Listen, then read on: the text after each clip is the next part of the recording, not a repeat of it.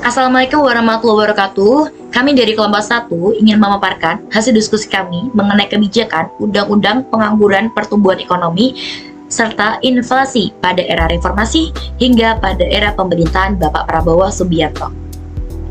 Sebelum kami memulai pembahasan, izinkan kami memperkenalkan dahulu. Saya Berliana Chandra dengan NIM 3 digit terakhir 014.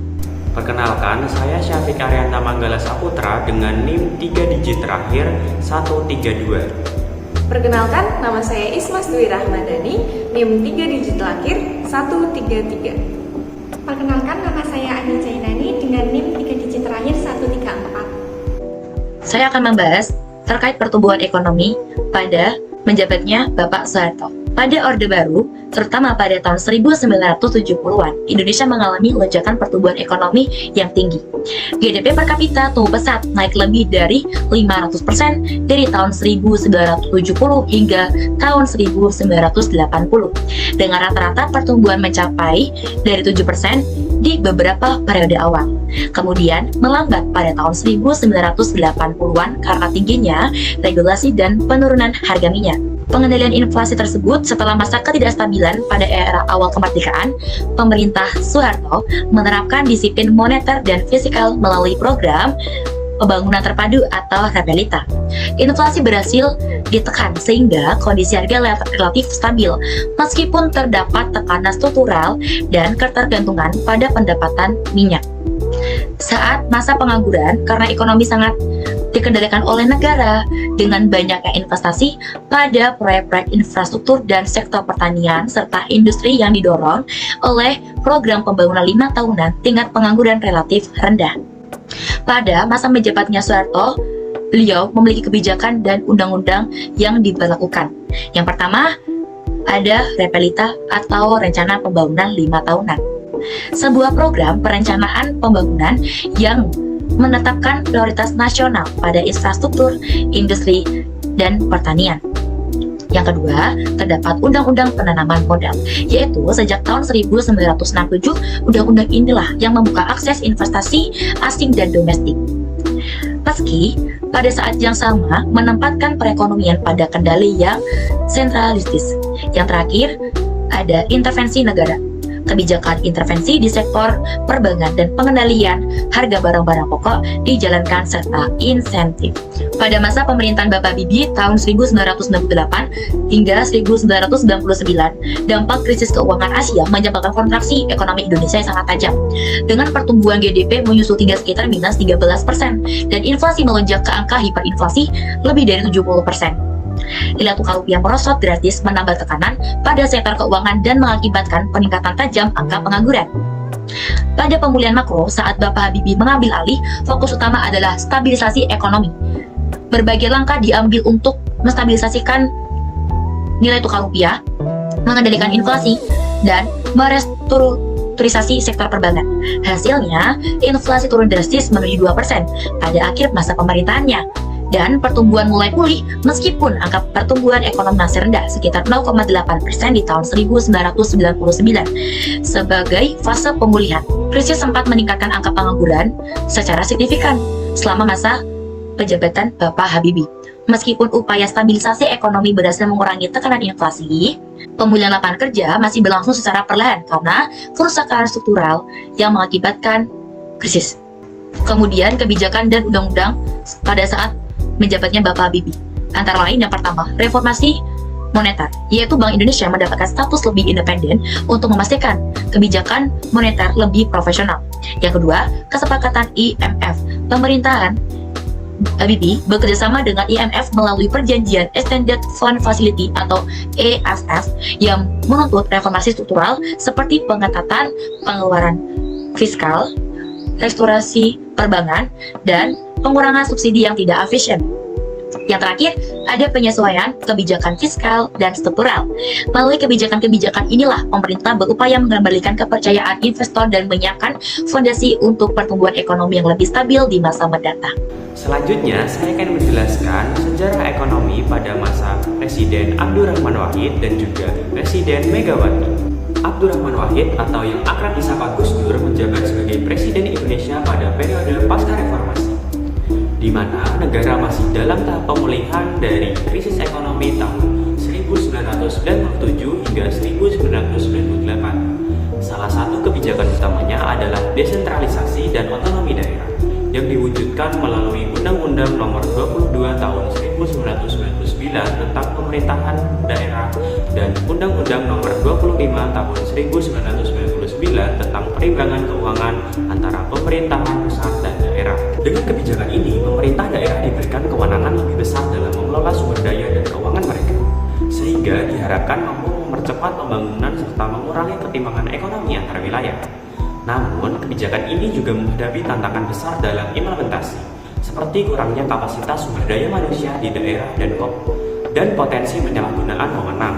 Secara ekonomi, pertumbuhan pada masa pemerintahan Gus Dur cenderung stagnan. Meskipun inflasi tetap terkendali di kisaran 3-4%, pemerintah harus masih menghadapi dampak krisis ekonomi global yang sebelumnya mengguncang Indonesia, sehingga pemulihan ekonomi berjalan lambat. Restrukturisasi sektor perbankan masih berlanjut sebagai upaya menstabilkan sistem keuangan nasional yang sebelumnya mengalami guncangan hebat akibat krisis. Sayangnya, kondisi politik yang tidak stabil membuat kepercayaan investor masih lemah, sehingga investasi asing yang masuk pun terbatas. Sementara itu, sektor infrastruktur mengalami perlambatan karena minimnya alokasi anggaran dan kondisi politik yang kurang kondusif. Selain itu, meskipun Gus Dur mulai memberikan perhatian terhadap sektor usaha mikro, kecil, dan menengah atau UMKM, kebijakan yang mendukung sektor ini masih belum optimal. Ketimpangan sosial tetap menjadi permasalahan utama karena belum adanya langkah konkret yang mampu meningkatkan kesejahteraan masyarakat secara merata. Berbagai ketegangan politik yang terjadi selama masa pemerintahannya, termasuk gesekan dengan DPR dan berbagai kebijakan kontroversial, turut berkontribusi pada ketidakstabilan ekonomi. Pada akhirnya, masa kepemimpinan Gus Dur berakhir lebih cepat pada tahun 2001 setelah ia diberhentikan oleh MPR, dan tongkat estafet kepemimpinan dilanjutkan oleh Wakil Presiden Megawati Soekarno Putri. Selanjutnya, saya akan menjelaskan sejarah ekonomi pada masa Presiden Megawati Soekarno Putri. Megawati Soekarno Putri mengambil alih kepemimpinan Indonesia setelah Presiden Abdurrahman Wahid diberhentikan oleh MPR pada tahun 2001. Dalam pemerintahannya, ia berfokus pada stabilisasi ekonomi setelah periode ketidakpastian politik yang terjadi di masa sebelumnya. Salah satu langkah strategis yang diambil adalah privatisasi Badan Usaha Milik Negara atau BUMN sebagai upaya untuk mengurangi beban hutang negara dan meningkatkan efisiensi perusahaan milik negara. Beberapa BUMN yang diprivatisasi selama masa pemerintahannya adalah PT Indosat dan PT Semen Gresik. Langkah ini berhasil menarik investasi asing dan memperbaiki kondisi keuangan negara, meskipun menuai kritik karena dianggap menjual aset strategis negara kepada pihak asing. Secara ekonomi, pertumbuhan Indonesia selama periode ini cukup stabil di angka 4-5% per tahun, dengan inflasi yang terkendali di kisaran 5-6%. Kepercayaan investor mulai meningkat seiring dengan perbaikan sektor perbankan dan keuangan yang diperkuat melalui Undang-Undang Nomor 25 Tahun 2003 tentang tindak pidana pencucian uang. Undang-undang ini bertujuan untuk mencegah praktik keuangan ilegal yang dapat merugikan stabilitas ekonomi nasional. Pemerintah juga mulai memperbaiki sektor infrastruktur dengan membangun dan memperbaiki berbagai sarana transportasi serta fasilitas publik. Namun, tantangan utama yang dihadapi adalah keterbatasan anggaran negara, sehingga banyak proyek pembangunan yang masih tertunda atau berjalan lambat. Selain itu, pemerintahan Megawati mulai memberikan perhatian lebih besar terhadap sektor usaha mikro, kecil, dan menengah atau UMKM. Sebagai bagian dari strategi pemulihan ekonomi, dukungan kebijakan terhadap sektor ini mulai meningkat, meskipun belum cukup kuat untuk menjadikannya sebagai motor utama pertumbuhan ekonomi. Ketimpangan sosial sedikit berkurang, tetapi kesejahteraan rakyat masih belum merata, terutama di daerah-daerah yang tertinggal. Secara keseluruhan, kepemimpinan Megawati berhasil membawa stabilitas ekonomi dan politik yang lebih baik dibandingkan periode sebelumnya. Meskipun masih banyak tantangan-tantangan yang belum terselesaikan menjelang akhir masa jabatannya pada tahun 2004. Selanjutnya saya akan menjelaskan sejarah ekonomi pada masa Presiden Susilo Bambang Yudhoyono.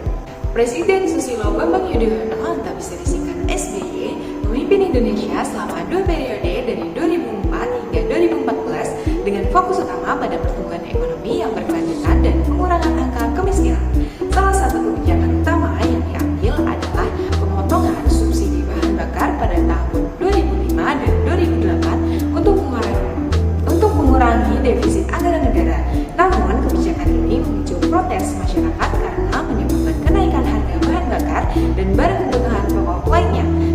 bentuk kompensasi, pemerintah meluncurkan program bantuan langsung tunai atau BLT untuk membantu masyarakat miskin dalam menghadapi dampak kenaikan harga. Di bidang perdagangan, SBY berusaha memperluas akses pasar bagi produk Indonesia dengan menandatangani perjanjian perdagangan bebas dengan Jepang pada tahun 2007. Kesepakatan ini membuka peluang bagi produk Indonesia untuk lebih kompetitif di pasar internasional, terutama dalam sektor manufaktur dan pertanian.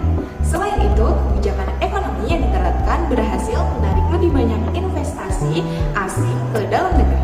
Stabilitas ekonomi yang terjaga dengan pertumbuhan di kisaran 5-6% per tahun menjadi faktor utama meningkatkan kepercayaan investor terhadap Indonesia. Meski begitu, dampak dari pemotongan subsidi bahan bakar cukup signifikan terhadap inflasi. Pada tahun 2005, inflasi melonjak hingga 17,11%, meskipun berhasil ditekan kembali ke angka 6,6% pada tahun 2006. Pemerintah juga memperkuat regulasi di sektor perbankan untuk menjaga stabilitas sistem keuangan dan mencegah potensi krisis. Selain itu, pembangunan infrastruktur dipercepat terutama dalam sektor transportasi dan energi, guna mendukung pertumbuhan ekonomi yang lebih merata di seluruh wilayah Indonesia. Di tengah berbagai tantangan, termasuk krisis ekonomi global pada tahun 2008, perekonomian Indonesia mampu bertahan dengan cukup baik. Hal ini menunjukkan ketahanan ekonomi nasional yang semakin kuat dibandingkan dekade sebelumnya. Pemerintahan SBY juga berhasil mengurangi ketimpangan sosial dengan berbagai program pro-rakyat yang bertujuan menekankan angka kemiskinan. Dengan berbagai kebijakan ekonomi dan sosial yang diterapkan, pemerintahan SBY meninggalkan warisan penting dalam penguatan ekonomi nasional serta pembangunan yang lebih merata di berbagai sektor. Baik, selanjutnya saya akan menjelaskan sejarah perekonomian Indonesia pada masa Presiden Joko Widodo dan pada masa Presiden Prabowo Subianto. Presiden Joko Widodo yang akrab disapa Jokowi memulai masa kepemimpinannya dengan fokus pada percepatan pembangunan infrastruktur dan reformasi struktural ekonomi. Salah satu langkah awalnya adalah penyesuaian harga bahan bakar minyak atau BBM pada November 2014 yang menyebabkan inflasi melonjak menjadi 8,36% pada akhir tahun tersebut. Namun melalui kebijakan pengendalian harga pangan dan barang yang diatur pemerintah, inflasi berhasil ditekan secara bertahap mencapai 6,83% pada September 2015. Untuk mendorong daya saing industri nasional, Jokowi meluncurkan serangkaian paket kebijakan ekonomi. Paket kebijakan ekonomi pada tahun 1 September 2015 misalnya berfokus pada deregulasi, debirokratisasi, serta penegakan hukum dan kepastian usaha. Langkah ini bertujuan mempercepat proyek strategis nasional dan meningkatkan investasi di sektor properti. Di bidang infrastruktur, pemerintah Jokowi mengalokasikan anggaran besar untuk pembangunan jalan tol, pelabuhan, bandara, dan pembangkit listrik. Investasi ini tidak hanya meningkatkan konektivitas antar wilayah, tetapi juga mendorong pertumbuhan ekonomi regional. Selain itu, pemerintah memberikan insentif bagi sektor-sektor tertentu seperti pariwisata, manufaktur, dan digital guna mempercepat pemulihan ekonomi pasca pandemi COVID-19. Namun, beberapa kebijakan tersebut menghadapi kritik. Penyesuaian harga BBM misalnya memicu protes dari masyarakat karena berdampak langsung pada kenaikan harga barang dan jasa.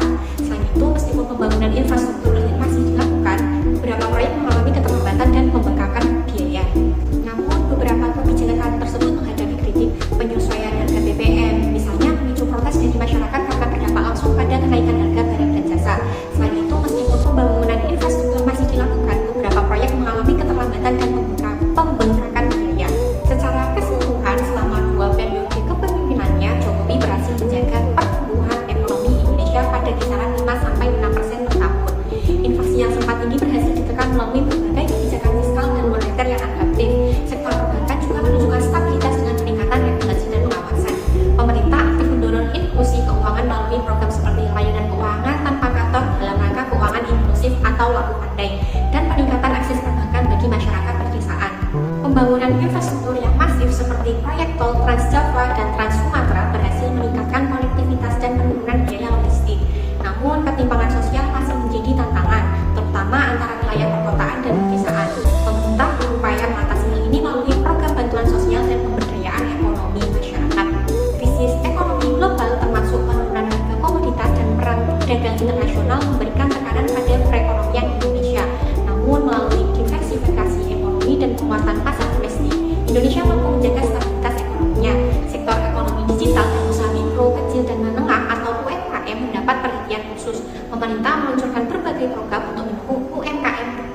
digital dan meningkatkan daya saing di pasar global. Oke, selanjutnya saya akan menjelaskan sejarah perekonomian Indonesia pada masa pemerintahan Prabowo Subianto. Presiden Prabowo Subianto yang mulai menjabat pada Oktober 2024 memperkenalkan konsep ekonomi yang dikenal sebagai Prabowonomics. Kebijakan ini menargetkan pertumbuhan ekonomi sebesar 8% dan penghapusan kemiskinan absolut melalui fokus pada investasi, ekspor, serta pengembangan sektor-sektor strategis seperti pertanian, manufaktur, dan teknologi. Salah satu inisiatif utama di bawah kepemimpinan Prabowo adalah pembentukan Dana Abadi Indonesia, sebuah sovereign wealth fund yang diluncurkan pada Februari 2025 dengan modal awal sebesar 20 miliar USD. Dana ini bertujuan mengelola aset negara lebih dari 900 miliar USD untuk mendanai proyek-proyek besar di sektor prioritas seperti pengolahan sumber daya alam, kecerdasan buatan, energi terbarukan, dan ketahanan pangan. Dana ini diharapkan dapat mendorong pertumbuhan ekonomi dan penciptaan lapangan kerja. Selain itu, pemerintah mengeluarkan kebijakan yang mewajibkan penyimpanan devisa hasil ekspor sumber daya alam di dalam negeri, sebagaimana diatur dalam Peraturan Pemerintah Nomor 8 Tahun 2025. Langkah ini bertujuan memperkuat ketahanan ekonomi nasional dan meningkatkan likuiditas domestik. Namun, beberapa kebijakan pemerintah menghadapi tantangan dan kritik. Program makan bergizi gratis untuk anak sekolah, misalnya didanai melalui pemotongan anggaran pendidikan tinggi, yang memicu protes dari kalangan mahasiswa dan akademisi. Gerakan protes yang dikenal sebagai Indonesia Gelap menyoroti kekhawatiran terhadap arah ekonomi negara, tingginya pengangguran pemuda, dan menyusunnya kelas menengah. Itulah penjelasan mengenai sejarah perekonomian dari masa reformasi Presiden Soeharto hingga Presiden Prabowo dari kelompok kami. Maaf bila ada kekurangan atau salah kata. Terima kasih atas perhatiannya. Wassalamualaikum warahmatullahi wabarakatuh.